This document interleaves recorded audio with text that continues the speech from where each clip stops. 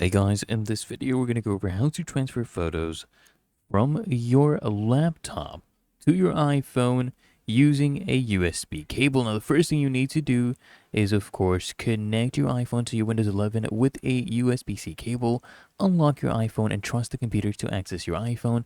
Go ahead and click on allow basically, right? And then once you're done, you open the Microsoft Photos app from the start menu. And from here select whatever folder you want where you have your photos and videos.